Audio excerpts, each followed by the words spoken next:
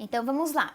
Para esse vídeo você já precisa ter assistido os 2 anteriores, tá? Para que você possa compreender o nosso segmento. Agora nós vamos para o primeiro princípio da meditação, que é aplicação pessoal. Então nesse momento você vai escrever aplicação pessoal, lembrando que você já leu o seu texto 5 vezes e você já reescreveu ele no seu caderno. E o que é aplicação pessoal?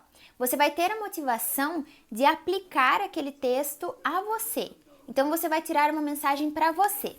Como é para você, você não pode ficar colocando assim: eu entendi que nós devemos orar mais.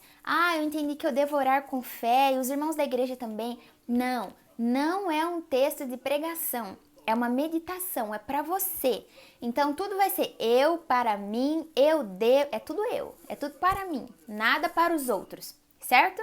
Então você vai aplicar aquele texto à sua vida. Eu vou mostrar aqui como eu fiz no meu, para que vocês possam compreender. Ó, aqui tá a data, aqui a aplicação pessoal e aqui o texto que eu reescrevi. Aqui tá toda a minha aplicação pessoal. Olha, esse texto falou muito comigo, então eu escrevi bastante, ele acaba aqui, tá? Eu não vou ler tudo pra vocês para não ficar muito extenso esse vídeo, mas resumidamente eu coloquei assim, ó. Será que eu creio naquilo que oro realmente?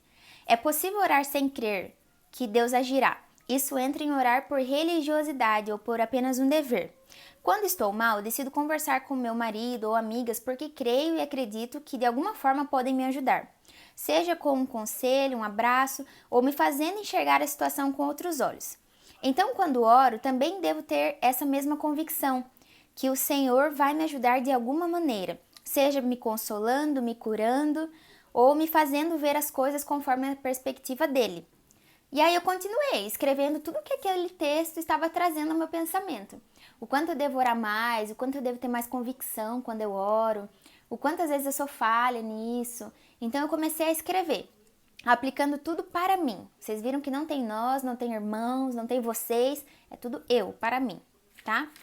Assim que eu terminei todo o meu texto em relação à aplicação pessoal, eu vou para o segundo princípio, tá?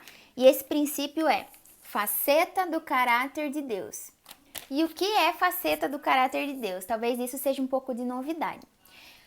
Nessa parte, a gente vai procurar conhecer a Deus, conhecer as facetas do caráter de Deus que o texto revela. Ou seja, eu vou procurar características de Deus nesse texto, tá? Lembrando que a minha meditação foi: se crerem, receberão tudo o que pedirem em oração. Porém, no meio da minha aplicação pessoal, eu me lembrei de Marcos 11, 20 e 26, que é o mesmo texto, só que escrito por Marcos. Só que ele fala um pouquinho mais. Ele fala: se vocês não duvidarem em seu coração, mas crerem que vai acontecer o que disserem, então será feito. E aí, para me entender bem mesmo o caráter de Deus nesse texto, eu li a parte do texto inteiro. Não só esses 2 versículos, que é a minha meditação, mas li todo aquele texto que fala sobre a figueira, tá? E qual foi o caráter de Deus que eu descobri? Um Deus poderoso. Então, fez a figueira secar. Ele é poderoso. Um Deus encorajador. Por quê? Porque quando Jesus para ali com os discípulos começam a falar: olha, Senhor, a figueira que você falou que ia secar, ela está totalmente seca, e, né? Aí o que Jesus faz? Ele poderia se gabar: é porque eu sou bom, é porque sou Deus, eu sou poderoso, né? Eu sou o Messias. Mas não, ele fala assim que os discípulos também podem fazer isso, que depende da fé.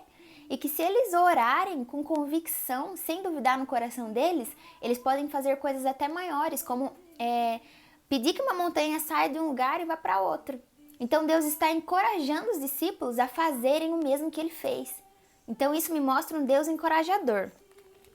Outra coisa que eu vi foi um Deus humilde, né? Porque Cristo, naquele momento, como eu falei, poderia ter se gabado do seu poder, ter falado sobre si mesmo, sobre sua glória, e não seria mentira nenhuma. Mas ele foi humilde. Uma pessoa humilde sempre tenta ajudar as outras pessoas a alcançarem o nível que ela está. Então Jesus teve esse caráter de humildade, de dizer para os discípulos que eles também poderiam fazer aquilo. Então eu anotei: Deus poderoso, Deus encorajador e Deus humilde.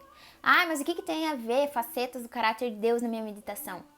Quanto mais você descobre quem Deus é, você vive de uma maneira mais leve, porque em cada situação da sua vida você vai lembrar disso aqui. Não, meu Deus é poderoso, meu Deus pode passar por isso. Se você tá numa situação assim, desanimado, você vai lembrar, não, meu Deus é encorajador. Deus disse para os discípulos aquela vez que eles poderiam fazer. Então ele está dizendo para mim também que eu posso fazer, sabe? Então isso que é interessante de descobrir a faceta do caráter de Deus, assim, as faces do Senhor. O quanto o Senhor é grandioso, ele é benigno, ele é maravilhoso.